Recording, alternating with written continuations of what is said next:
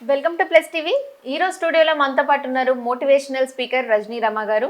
నమస్తే మేడం. నమస్తే. ఎలా ఉన్నారు?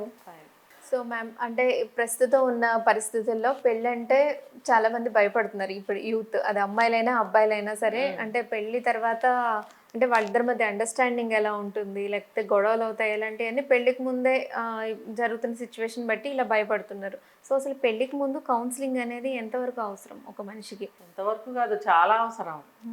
అంటే ఇప్పుడు అన్నీ మారిపోయినాయి కదా అనుజ్ఞ. బయట ప్రతి దానికి కూడా ఒక కొత్త మార్గంలో వెళ్ళాల్సిన కర్మ పట్టింది. పాత రోజుల్లో ఇవన్నీ ఏమీ లేవు. కుటుంబం మంచిది చూసేవారు, వాళ్ళ తాతగారంట మాకు ఇటు నుంచి ఇటువైపు చుట్టాలంట, కాబట్టి అబ్బాయి మంచివాడు, వాళ్ళ అమ్మా నాన్న కూడా మంచివాళ్ళు, ఇట్లా అని తెలుసుకుంటే చాలు, సరిపోయేది, పెళ్లి చేసుకునేవాళ్ళు. ఇప్పుడు అసలు ఏం తెలుస్తుంది? ఉద్యోగాలని చెప్పి సిటీలకు వస్తున్నారు, మరి హాస్టల్స్లో ఉంటున్నారు.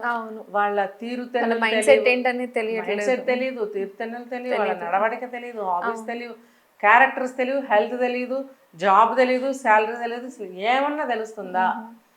ఎవరైతే మా అబ్బాయికి పెళ్లి చేయాలని అంటారో, మ్యాచ్ కోసం వెళ్తారో, అంతవరకే వాళ్ళకి తెలుస్తుంది. ఇవన్నీ పేరెంట్స్ కి ఇంపార్టెంట్ అంటారు, పెళ్లి చేసుకునే వాళ్ళకి అందరికీ ఇంపార్టెంటే. ముఖ్యంగా విడాకులు ఎవరికి అవుతున్నాయి? అమ్మాయికి అబ్బాయికి అవుతున్నాయి కదా. అవుతున్నప్పుడు ఏం చేయాలంటే ముందుగానే కౌన్సిలింగ్ తీసుకోవాలి. ఈ పెళ్లికి ముందు ఏమీ తెలియకుండా పెళ్లి చేసుకుంటారు. ఒకవేళ అరేంజ్డ్ మ్యారేజ్ అయితే. లవ్ మ్యారేజ్ అయితే తెలుసుకుంటున్నారు కానీ తర్వాత సెట్ అవ్వటం లేదు, అది వేరే టాపిక్. జనరల్గా ఇలా పెళ్లికి ముందు కౌన్సిలింగ్ అంటే ఇద్దరూ తీసుకోవాల్సిందే. అంటే లవ్ మ్యారేజ్ అయినా తీసుకోవాలి, అరేంజ్డ్ మ్యారేజ్ అయినా తీసుకోవాలి. ఏంటంటే వీళ్ళకి పెళ్ళిళ్ళు అయిన తర్వాత అభిప్రాయ భేదాలు, ఒకళ్ళ ఇష్టాలను ఒకళ్ళు గౌరవించలేకపోవడము, ఇలా తీసుకుంటే అనేకమైన కారణాలతోటి డివోర్స్లు అయిపోతున్నాయి. అంతవరకు ఎందుకు, వీళ్ళ ఎక్స్పెక్టేషన్స్ ఏవైతే ఉన్నాయో వాటికి రీచ్ అవ్వలేక ఇంకా 1 month 2 months లోనే తీసేసుకుంటున్నారు డివోర్స్. ఇప్పుడు 1 week లోనే డివోర్స్ ఇచ్చేస్తున్నారు కదా, మ్యూచువల్ అని చెప్పేసి. ఈజీ అయిపోయింది. ఈజీ అయిపోవడం వల్ల వాళ్ళ నెక్స్ట్ లైఫ్ బాగా ముందుకు తీసుకెళ్ళిపోదాము, ఇక్కడతో దీన్ని వదిలించేసుకొని అన్న ఇదిలో వాళ్ళు అనుకోవచ్చు. కానీ సెకండ్ మ్యారిటల్ లైఫ్ అనేది ఇంకా క్రిటికల్ అవుతుంది వాళ్ళకి. అందరికీ కూడా అది ఏమంటారు, ప్లెయిన్గా ఉండదు. ఇప్పుడు ఫస్ట్ దేనికి కూడా ఒక మనిషితో మనం అడ్జస్ట్ అవ్వలేనప్పుడు ఇంకొక మనిషితో ఎలా అడ్జస్ట్ అవ్వగలుగుతారు? అసలు మెంటాలిటీనే, మైండ్ సెట్నే మనం మార్చుకోవాల్సిన అవసరం ఉంటుంది. ఎప్పుడైనా సరే ఏ మ్యారేజ్ చేసుకోవాలనుకున్నా, లవ్ అయినా అరేంజ్ అయినా, ఫస్ట్ వెళ్ళాలి కౌన్సిలింగ్కి. ఎందుకంటే ఇంట్లో అమ్మ నాన్న తాతలు చుట్టాలు బట్ కొందరు అంటే మనం ఉండేదే కరెక్ట్, మనం చేసేదే కరెక్ట్ అనే ఒక ఈగో మైండ్ సెట్ ఉన్న వాళ్ళు ఇలాంటి కౌన్సిలింగ్లు ఇలాంటి వాటిని ఎక్కువ ప్రిఫర్ చేయరు కదా. సో అలాంటి వాళ్ళు చెయ్యరు. కానీ అదే నేను చెప్తున్నా, అసలు వినే గుణం ఉన్న వాళ్ళకి ఫస్ట్ ఆఫ్ ఆల్ గొడవలు అవ్వవు. అలా కాదు. ఇప్పుడు బయట ఏం జరుగుతుంది, ఇప్పుడు యూత్ చాలా మంది ఇంటర్వ్యూలు ఇస్తున్నారు. ఇలా ఎవరన్నా మీడియా వాళ్ళు వెళ్ళి అడుగుతుంటే వాళ్ళ ఒపీనియన్స్ చెప్తున్నారు, వాళ్ళ స్టేట్మెంట్స్ ఇస్తున్నారు. ఏమనంటే అమ్మో లవ్వ, అమ్మో పెళ్ళ అని రకరకాలుగా వాళ్ళు స్టేట్మెంట్స్ ఇస్తున్నారు. అలా భయపడే బదులు, అంటే ఇప్పుడు పెళ్లి చేసుకోకుండా ఉంటారు ఓకే, తల్లిదండ్రులు ఉన్నంత వరకు ఓకే, తర్వాత ఎవరైనా సరే ఒంటరి జీవితాలు గడపాల్సి వస్తుంది. అది ఏ జనరేషన్ అయినా కానీ. అంటే ఇప్పుడు coming next 20 years after 30 years ఈ యూత్ ఒక మిడిల్ ఏజ్కి వచ్చిన తర్వాత వాళ్ళు కూడా చాలా ఇబ్బందులు పడతారు. ఎవరుంటారు? పేరెంట్స్ ఉంటారు, ఉండకపోతారు. సిబ్లింగ్స్ ఈ రోజుల్లో ఒకళ్ళిద్దరే, ఎవరి లైఫ్ వాళ్ళదే. ఇప్పుడు అలా తీసుకుంటే వీళ్ళు లోన్లీగా సింగిల్ లైఫ్ని లీడ్ చేయాల్సి వస్తుంది. తర్వాత ఇప్పుడు ఈ లోన్లీనెస్ వల్లే కదా చాలామంది సూసైడ్లు చేసుకుంటున్నారు. ఎందుకంటే వాళ్ళ యొక్క ఫీలింగ్స్ని షేర్ చేసుకునే వాళ్ళు కానీ, వాళ్ళ కష్ట సుఖాలను షేర్ చేసుకునే వాళ్ళు కానీ ఎవరు లేరు, ప్రస్తుతమే లేరు. ఇంకా అటువంటి కండిషన్స్లో ఎవరుంటారు? కాబట్టి పెళ్ళి అనేది ఒక తోడు నీడ అని చెప్పి ఎప్పటి నుంచో అనాది కాలం నుంచి అంటున్నారు కదా. అది ఏ రోజుల్లోనైనా సరే పెళ్ళి యొక్క ఉద్దేశం ఏంటంటే తర్వాత కాలానికి నీకు ఒక తోడు, నీకు ఒక తోడు. అమ్మాయికైనా అంతే, అబ్బాయికైనా. అందుకనే పెళ్లి చేస్తారు. పెళ్లి చేసినప్పుడు మళ్ళీ వాళ్ళకి పిల్లలు పుడతారు, అదొక ఫ్యామిలీ, అదొక జీవితం. అందులో వాళ్ళు కష్ట సుఖాలు ఉన్నా సరే ఆ కష్టాలని మర్చిపోయి ఫ్యామిలీని ముందుకు తీసుకెళ్లే ప్రయత్నంలో జీవితం సాగిస్తూ ఉంటారనమాట.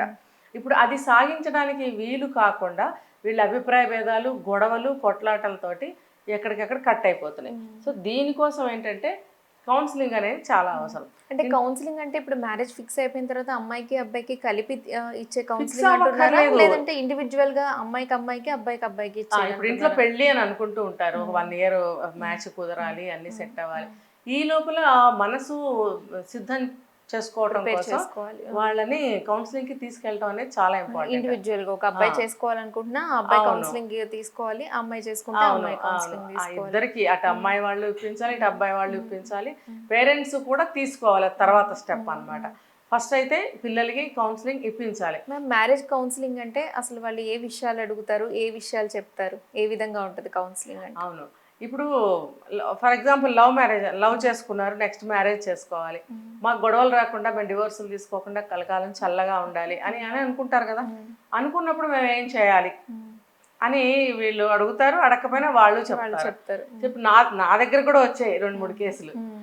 అయితే వాళ్ళు ఎలా అంటే, బాబు నువ్వు లవ్ చేసావు, ఎందుకు లవ్ చేసావు? అట్రాక్షన్ తోటి నువ్వు లవ్ చేసావు అంటే అట్రాక్షన్తోనే ప్రేమ అనేది కలుగుతుంది, ఇష్టం అనేది కలుగుతుంది, తర్వాత దాని పేరు లవ్ అని పెడుతున్నారు ఈ రోజుల్లో. అసలు ఒరిజినల్ లవ్ అంటే ఏంటో ఇప్పుడు ఎవరికి తెలియదు. ఓకే, లవ్ అని చెప్పుకుందాం. ఆకర్షణతోనే కదా ఇష్టం ఏర్పడుతుంది. ఇష్టం ఏర్పడింది అని అంటే నువ్వు ప్లస్లు చూసావు ఆ అమ్మాయిలో, సో ఆ అమ్మాయిలో ఆ అబ్బాయిలో అయినా సరే మైనస్లు కూడా ఉంటాయి కదా. మైనస్లు అంటే నీకు ఇప్పుడు మన ఎదురుగా మైనస్లు అన్నీ కనిపించకపోవచ్చు, ఆఫ్టర్ మ్యారేజ్ కలిసి ఉండేటప్పుడు అన్నీ బయటపడతాయా పడవా? ప్రతి ఒక్కటి. ఫర్ ఎగ్జాంపుల్ తల దూకొని దువ్వెన అక్కడెక్కడ పడేస్తావు, లేకపోతే తడి టవల్ తీసుకొచ్చి ఎక్కడో చోట పడేస్తావు, లేదు ఒక వస్తువు తీస్తావు దాన్ని తీసుకెళ్ళి ఇంకో చోట పెట్టే అలవాటు, మళ్ళీ నీకు అది కనపడదు, వైఫ్ని అడుగుతావు, లేకపోతే వైఫ్ అయినా సరే హస్బెండ్ని అడుగుతుంది అది ఎక్కడ పెట్టానని. ఇలా ప్రతి కళ్ళజోట తీసి అక్కడెక్కడ పెట్టేస్తారు, సెల్ ఫోన్ తీస్తారు అక్కడెక్కడ సైలెంట్లో పెట్టుకుంటారు, దాన్ని తీసుకెళ్ళి ఎక్కడో పెడతారు, అవి కనపడదు. అవి కనపడినప్పుడు ప్రతిరోజు నువ్వు చూసావా వెతుక్కోలేక తంటాలు, విసుగుదలలు, చికాకులు కలుగుతాయి ఇద్దరికి. ఒకళ్ళ మీద ఒకళ్ళకి చిరాకు వచ్చినప్పుడు మాటలు విసురుకోవడం, అండర్స్టే కదా ఇదంతా. ఇవన్నీ మైనస్లే. అంటే నేను చిన్నవి చెప్పాను. ఫ్యామిలీ పరంగా ఇంకా ఉంటాయి.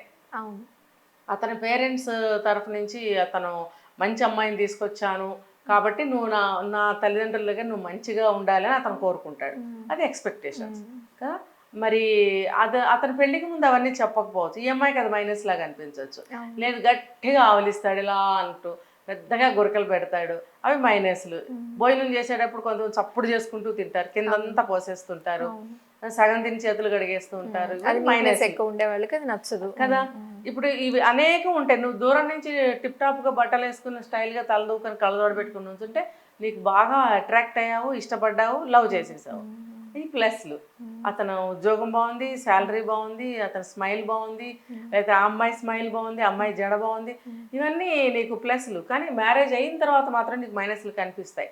కాబట్టి ఈ కౌన్సిలింగ్లో ఏంటంటే ఇవన్నీ కూడా యాక్సెప్టెన్సీ ఉండాలి. అంటే ఒకవేళ మీరు పాజిటివ్సే చూసారు, ఆ అమ్మాయి దగ్గర నెగటివ్స్ చూస్తే ఎట్లా బిహేవ్ చేస్తారు అనేది మనిషి అన్న తర్వాత అన్ని ప్లస్లే ఉంటాయా? ఇప్పుడు ఒక మనిషి అందంగా ఉన్నాడు లేకపోతే అందంగా ఉంది అంటే కళ్ళు బాగున్నాయి, ముక్కు బాగున్నాయి, మూతి బాగుంది, చేతులు బాగున్నాయి, హెయిర్ బాగుంది, అన్నీ బాగుంటే కూడా వాళ్ళు అంత అందంగా కనపడరు, ఏదో ఒక లోపం పెడతాడు దేవుడు. అది నీకు ముందు కనపడలేదు తర్వాత కనిపించింది అంటే దానికి ఎవరు బాధ్యులు? అందుకనే ప్లస్లతో పాటు ప్రతి మనిషిలో మైనస్లు కూడా ఉంటాయి, వాటిని కూడా యాక్సెప్ట్ చేయాల్సిన అవసరం ఎంతైనా ఉంది. నువ్వు లవ్ చేస్తున్నప్పుడు కానీ, అరేంజ్డ్ మ్యారేజ్ ఫిక్స్ అయినప్పుడు కానీ అమ్మాయిని ఇష్టపడే కదా చేసుకుంటావు. అలాంటప్పుడు ప్లస్లతో పాటు మైనస్లు కూడా ఉంటాయి, నువ్వు యాక్సెప్ట్ చేయగలగాలి. అంతేగాని పెళ్ళికి ముందు అబ్బాయి ఎంత బాగుంది, పెళ్ళయ్యాక ఇంత ఇలా వచ్చేసింది, నేను వీళ్ళతో పడలేనంటే అమ్మాయితో కానీ అబ్బాయితో కానీ నేను పడలేను, నాకు డివోర్స్ కావాలి అని ఇంట్లో పేరెంట్స్ చెప్పినా కూడా వినరు.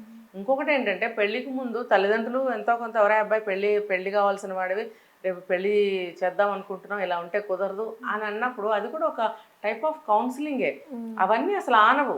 అమ్మాయికి కూడా చెప్తారు, నువ్వు వీళ్ళంత పొద్దెక్కి లేస్తే కుదరదు, పెళ్ళైన తర్వాత ఇంట్లో అన్నీ చేసుకోవాలి అని అంటే అది కౌన్సిలింగే. అసలు ఎక్కడెక్కుతాయి ఇవన్నీ? ఆనవు వాళ్ళకి. కాబట్టి ప్రత్యేకంగా మాలాంటి కౌన్సిలర్స్ దగ్గరికి తీసుకొస్తే మేము వాళ్ళకి ఒక ప్రాపర్గా వాళ్ళకి అన్నీ చెప్పడం జరుగుతుంది. ఎందుకంటే పెరటి చెట్టు అంటారు కదా, వైద్యానికి పనికిరాదని. అలాగా ఇంట్లో వాళ్ళు చెప్పినవి ఎక్కువ నువ్వు ఎప్పుడు ఇలాగే చెప్తావు, చిన్నప్పటి నుంచి ఇలాగే చెప్తావు అని తోసి పారేస్తుంటారు.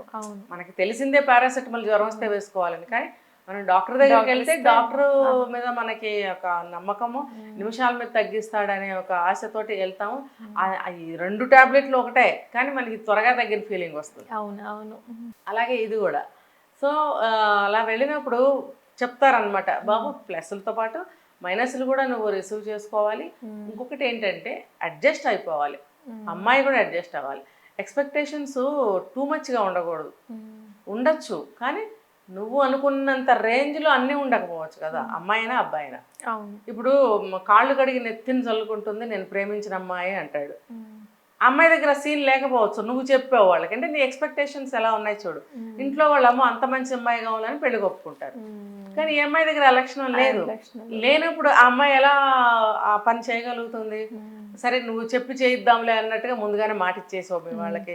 మరి నువ్వు మా వాళ్ళకి ఎంత నువ్వు ఒబీడియంట్గా ఉండాలి, ఎంత గౌరవం ఇవ్వాలి, అంత గౌరవం ఇవ్వాలంటే ఈ అమ్మాయి ఎక్స్పెక్టేషన్స్కి అది రీచ్ అవ్వదు.